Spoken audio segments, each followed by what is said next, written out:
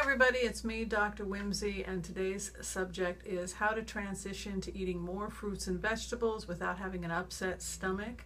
This is a topic I know a lot about because I am somebody who struggles with weak digestion myself. It's also a topic that comes up a lot in people that are transitioning towards a plant-based diet. So if you're somebody who wants to become a vegan and you've been struggling, rest assured you're not alone. I'm somebody who definitely advocates that people consume less animal products, more plants, but I'm also somebody who has struggled with all of those same challenges.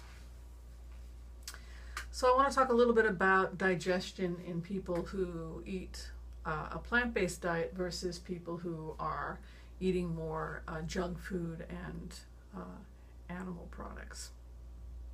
If you're the average American and you're eating the standard American diet, you might not be spending more than, say, 10 to 15 minutes consuming your food. You might just go to your local McDonald's or wherever, purchase the food, consume it in about 15 to 20 minutes, and then you're out the door. And you might have some gastric upset or you might not. Usually if you're consuming that type of food, it's low in carbohydrates, or excuse me, it's high in carbohydrates, but it's low in fiber. And so people digest it without having any of the side effects that can sometimes come from what happens when you transition to a whole foods plant-based diet and you're consuming more fiber. People who are vegetarian and are consuming a whole foods diet are eating foods that are digested first and foremost in the mouth. That means that the process of digesting that food happens even before the food goes into the mouth. That's true for everybody. We smell food and or we think about food, and that is when ideally the process of digestion gets started. That's called the cephalic phase of digestion. Pavlov's dog's experiments, that would be an example of the cephalic phase in a dog, where the dog would hear the bell, would know the food was going to be served, and the dog would salivate. Same thing happens with us. There's a process that happens in our bodies where we prepare to eat. Our body produces saliva, and the saliva has enzymes in it that help us break down food. If you have not prepared the food, so you haven't smelled the food ahead of time, the cephalic phase may be cut short. This can happen in people who eat a lot of fast food, junk food. They don't necessarily smell the food. They simply order the food, eat the food, and they're done with it. Also, they're eating food that is not high in fiber, and they're not eating food that is a complex. It's not a complex carbohydrate. They're not eating vegetables. When you're transitioning to a whole foods plant-based diet, the type of food you're eating is very, very different, and ideally you're preparing it yourself, so you're beginning to stimulate that early process of digestion known as the cephalic phase. Hopefully you're smelling the food as you're preparing it, and you're getting yourself ready for the process of digestion. Because the first phase, smelling the food, excuse me, and chewing the food is important in digesting plants, it's something that we emphasize a lot. So the first thing you can do to help ensure that you don't get sick as you transition to a plant-based diet is to make sure that you have good dental care. If you can see a holistic dentist, that's great. But you really want to be mindful of how well you are chewing your food. As we get older, one of the reasons why people can become malnourished and have trouble digesting their food is because they're not chewing their food properly. So you really want to make sure that your dental care is taken care of. If you can afford to see a good holistic doctor, dentist, then I think that that's going to be a priority, and it's going to help you a lot in terms of improving your ability to digest a plant-based diet. So the first is to see a good dentist. Make sure that you have a good bite, and that you are able to chew the food properly. Because if there's something wrong with your teeth, if you've got poor dental quality, then telling somebody that they want to move towards a plant-based diet is not going to do much good if the person cannot digest the food, if they can't chew the food. People who can't chew their food well, who are trying to move towards a plant-based diet, will get gastric upset because the undigested food, the undigested plants, will wind up in the stomach. They haven't been chewed properly. They haven't been mixed with the saliva properly. They haven't been broken down into small enough pieces. So the nutrients from the plants are not properly digested. They're not properly absorbed. Winds up in the small intestine, and in the small intestine it becomes food for bacteria, and then we have medical conditions like small intestinal bowel overgrowth. So poor pancreatic function, poor dental care actually can be conditions that can aggravate. It can be an environment, or it can be a medical condition, a challenge that can increase your risk for and aggravate conditions like small intestinal bowel overgrowth. When a person has small intestinal bowel overgrowth, too much bacteria in the small intestine, that's when we see gas, bloating, upset stomach, irritable bowel syndrome that's been diagnosed as idiopathic. We don't know what the cause of the irritable bowel syndrome is. We just know that the person's bowels are irritated. Maybe there's inflammation. We start to talk to the person about food sensitivity, but we never talk about the simple act of, can they digest their food?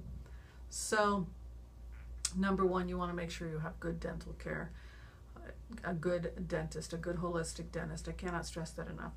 Number two, you want to make sure that you have good quality saliva. There are natural things we do in the office, natural products that can help stimulate good digestion. One of the things that I like to do is to prescribe bitters. I'm going to show you a bitter right now. This is a product, I don't work for the company, but it's something that's in my office. This is a Swedish bitters, 3 to 4 squirts and a little bit of water before meals will help stimulate the saliva so that more enzymes are in the mouth to help with the process of digesting the food. So you've taken care of your dental care. You've made sure that you have good quality, that your teeth or your molars are in good shape so that you can begin chewing the food, and you're now, before you eat, you're stimulating your ability to create saliva. So now you've got your food. Ideally, more than half of it's going to be raw. I would recommend eating the raw foods first. They have a shorter transit time. Raw foods are going to go through your digestive system faster than dense cooked foods like roots. So eat the salad first. That is my recommendation. Don't eat big meals that are complicated, but start with the raw first for that reason. Chew the food well until the food is in small pieces, into really, really small pieces. Take your time. If you're done eating your meal in 10 to 15 minutes rather than in half an hour, there's a good chance you're going to get an upset stomach. Make sure that saliva mixes around really well. And don't forget to take bitters before you take in the meal. So you took care of your dental care. You're slowing down, you're chewing your food really, really well. Before you ate your meal, you took 3 to 4 squirts of a bitter. Mix the saliva around in the food. And don't try and have complicated meals. That's the next thing I would recommend. Don't try and have your meals be complicated. Don't have 20, 30, 40, 50 things on the plate when you're first starting out. Start out with simple meals that are only a couple things on the plate. If you're going to do a salad, do a salad. Chew it, take your time, and only do a salad. If you're trying to do something more complicated like a salad and some brown rice and some beans and some tofu and some steamed vegetables, and the meal is large, then you could experience gastric upset because you're taking in more calories than your body can comfortably digest if you have pancreatic insufficiency. If you're not producing, if your pancreatic enzyme function has declined, which can happen if you're living on a junk food diet, if you're over the age of 40, if you're stressed out, all of those things can lead to low pancreatic function. If we are assuming, let's just assume that you have underfunctioning of your pancreas, we're not going to give you a larger meal than your pancreas can handle at any one time. So you may want to switch to simple meals, smaller meals, eating more often. And if you're going to have nuts, just eat nuts. Don't have nuts and beans and a starch like rice. Try and have the meal be smaller and have it be more specific. One of the tips I got from one of my colleagues at Vegan Support Group, which is on Facebook if you'd like to join our group, and she is the one of the people that moderates Vegan Support, Chris Crawford. She said that with older people, what she always suggests, older meaning over the age of 40, which is not that old, or anyone that's struggling with upset stomach, is that they take in smaller meals and something very simple. For example, she might wake up in the morning and just have a little bit of watermelon. I think that that's a great idea. I agree with her. Full disclosure, I've had a lot of digestive challenges myself over the years, and transitioning to a plant-based diet has been pretty difficult for me, and so I happily share these tips with you. I hope these tips gave you some great insights on things you can do. Slow down, chew your food, don't eat big meals, smaller meals, more simple throughout the day. Digestive bitters, 3 to 4 squirts before meals, another great idea. These are just simple things you can do. If you feel that your condition is more serious than this, and if you feel you may have irritable bowel syndrome or small intestinal bowel syndrome, and you feel you need more help with your challenge, then you can go to the American Association of Naturopathic Physicians to find a naturopathic doctor in your area, or you can reach out to me. My name is Dr. Whimsy Anderson. I'm a licensed naturopathic doctor in Los Angeles. I do telemedicine for general health advice, and my information you can find linked below.